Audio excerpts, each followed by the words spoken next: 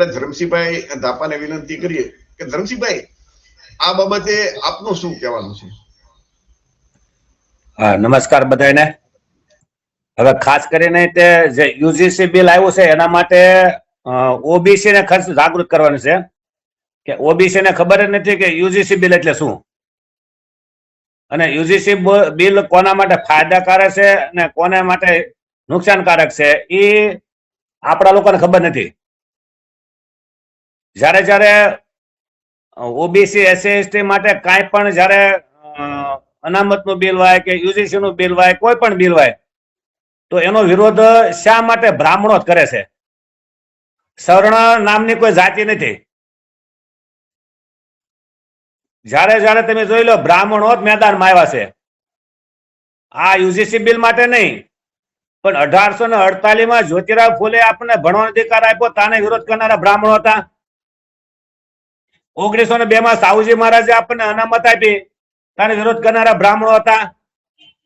1902 ની વાત કરું. પછી 1990 જયારે ઓબીસી ના અનામત મળી ત્યારે પણ ઓલ ઇન્ડિયા બ્રાહ્મણ ફેડરેશને વિરોધ કર્યો હતો. અને હમણાં મધ્યપ્રદેશની વાત કરીએ તો મધ્યપ્રદેશમાં 27% અનામતની વાત કરીએ તો 27% માં બ્રાહ્મણો હાઈકોર્ટમાં ગયા વિરોધ કરવા. ઓબીસી ની જાતિ જનગણનાની વાત કરીએ બિહારમાં તો એને પણ બંધ રાખવા માટે બ્રાહ્મણો ગયા કોર્ટમાં. તો આપણે ઓબીસી વાળાને ખાસ ખબર હોવી જોઈએ કે આપણો વિરોધી છે એ આપણો દુશ્મન છે. તો આ દેશના બ્રાહ્મણો માત્ર ને માત્ર ઓબીસી એસટી એસટી ના જે અધિકારોની વાત કરી બાબા સાહેબે સંવિધાનમાં, એ જ્યારે જ્યારે સંવિધાનની અધિકારની વાત આવે ત્યારે એક જ જાતિના બ્રાહ્મણો વિરોધ કરે છે અને બીજી સમાન કાર્ય જોડે છે.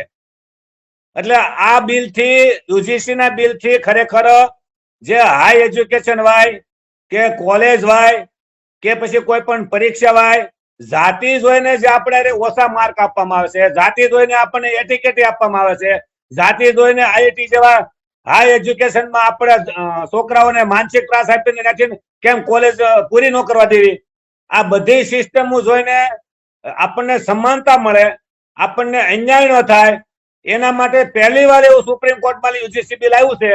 તો યુજીસી બિલ છે એ 95% આ દેશના હિન્દુઓ માટે ફાયદાકારક છે. અને જે 5% લોકો 1% 2% વાળા છે વાણિયા બ્રાહ્મણો, એ ખુલ્લા મેદાનમાં આવી ગયા. અને સિમનભાઈ સાહેબ ખાસ કરીને તો એ વાત છે કે ભાજપના જે બ્રાહ્મણો ધારાસભ્ય છે, સાંસદો છે, આ ભાજપને સમજ કરનારા સાધુ સંતો છે અને અનપઢ બ્રાહ્મણ છે, એ બધા આપણો વિરોધ કરવા છે.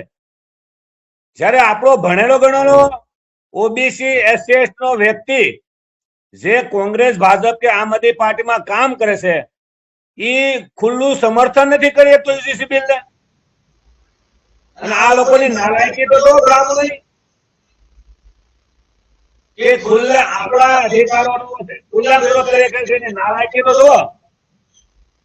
તો જ્યાં સુધી આ લોકોને સીધા દોર કરવા માટે આપણે કહેવાય ને કે ભગતસિંહ ના માર્ગે નહીં આવીએ ને ત્યાં સીધા નહીં હાલે.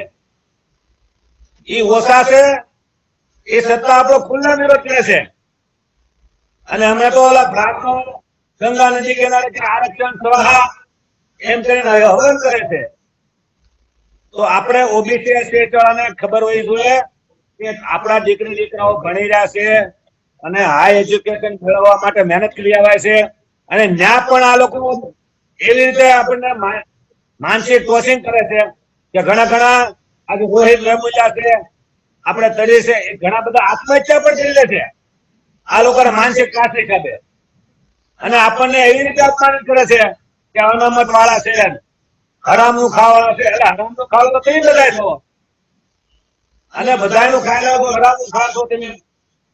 એટલે 2-3% વાણિયા બ્રાહ્મણોને પણ કેવું જોઈએ કે ભાઈ તમે આ દેશમાં જે 95% હિન્દુઓ માટે જે બિલ બન્યું છે, ઓબીસી એસટી માટે બિલ બન્યું છે, એમાં તમારે સમર્થન કરવું જોઈએ.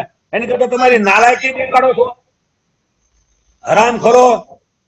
આ 3% વાળા આપણું ખાઈને આપણું ખોદે છે.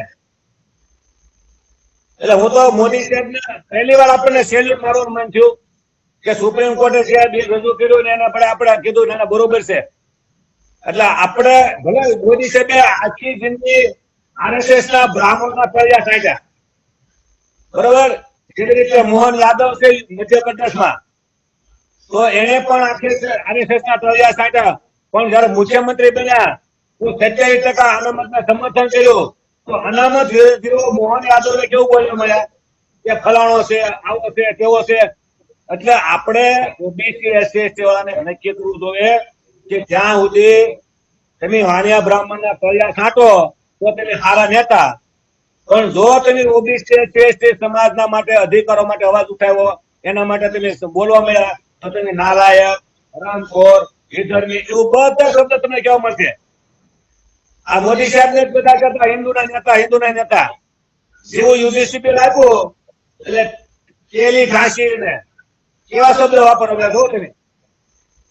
એટલે તમારા માટે વાણિયા બ્રાહ્મણ માટે તળિયા છાંટે અને તમારે ગુલામગીરી કરે તો તમારા નેતા, પણ જે સમાજમાં જન્મ્યા છે એ સમાજ માટે બોલે અને કોઈ ગરીબ ઓબીસી એસસી એસટી માટે સારું કામ કરે તો એ નાલાયક. જો તો ખરા તમારી આ બ્રાહ્મણોની માનસિકતા તો જુઓ, સમજ્યા? એટલે આપણે આ લોકોને કહેવું પડે કે આપણે બધાને એની અમે એક યુઝલેખા તૈયાર થઈ ગઈ. આ યુજીસી ના બિલમાં કે વાણિયા બ્રાહ્મણો મેદાનમાં આવ્યા 95% વર્ષિક 5% થઈ ગયા. આપણે 95% છીએ અને ઓલા લોકો 5% છે. તો આ યુઝલેખા તૈયાર થઈ ગઈ કે આપણા દુશ્મનો આ છે, જે દુશ્મનો હોય એને લડાઈ લડવી લેવાય. એટલે આપણે પણ કહેવા માંગીએ છીએ કે યુજીસી બિલ નો આપણે સપોર્ટ પણ કરીએ છીએ. વ્યવસ્થા પરિવર્તન પાર્ટીના રાષ્ટ્રીય અધ્યક્ષ તરીકે વ્યવસ્થા પરિવર્તન પાર્ટીના રાષ્ટ્રીય અધ્યક્ષ તરીકે હું યુજીસી બિલને પૂરેપૂરું સમર્થન કરું છું અને એને સપોર્ટ કરું છું. તો આના પર આપણે ગર્વ છે કે આપણી પાર્ટી પણ કહે છે. એટલે ખાસ કરીને સાધુ કહેવાય કે યુજીસી બિલ માટે આપણે આર પારની લડાઈ લડી લઈએ અને 500 મકાનોએ 28,000 પેન્શન કાપી નાખ્યા હતા 1118 ને 1 જાન્યુઆરી એ પણ લડાઈ લડીએ તો લડવા તૈયાર છીએ. જય ભારત, જય સંવિધાન.